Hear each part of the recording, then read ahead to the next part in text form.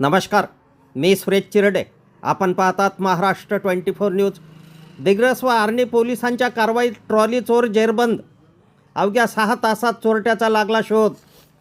दिग्रस तालुक्यातील आरंभी येथील संतोष भीमराव चव्हाण यांची ट्रॉली अज्ञात निस्माने चोरून नेल्याचा जबानी रिपोर्ट प्राप्त होताच पोलीस निरीक्षक वैजनाथ मुंडे यांनी सूत्रे हातात घेऊन कलम 303(3)(b) प्रमाणे गुन्हा नोंद करून गोपनीय माहितीदाराकडून मिळालेल्या माहितीच्या आधारे दिग्रस व आर्णी पोलिसांच्या संयुक्तिक पथकाने या गुन्ह्यातील आरोपी सुधाकर मोहन तुनगर राहणार आसरा यास ताब्यात घेऊन ट्रॅक्टरवर ट्रॉली पोलीस स्टेशन दिग्रसला जप्त केली.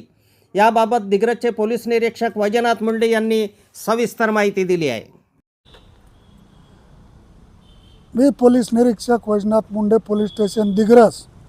आज दिनांक 26 रोजी फिर्यादी नामे संतोष भीमराव चव्हाण राहणार आरंभी यांचा ट्रॅक्टर ट्रॉली 2 लाख रुपयाची कोणीतरी चोरून नेली या फिर्यादवरून पोलीस स्टेशन गुन्हा रजिस्टर नंबर 47/26 कलम 303(b) प्रमाणे दाखल करून आर्णी पोलीस स्टेशनच्या पथक व दिग्रस पोलीस स्टेशनच्या पथकाने आज 26/1/26 रोजी मुंडा क्रमांक MH29BV 5732 किंमत 4 लाख रुपये व ट्रॉली क्रमांक MH29BV 5732 किंमत 2 लाख रुपये असे एकूण 6 लाख रुपयाचा मुद्देमाल आरोपी नामे सुधाकर मोहन तुनगर राहणार आसरा तालुका आर्णी जिल्हा यवतमाळ यास मुद्देमालासह ताब्यात घेऊन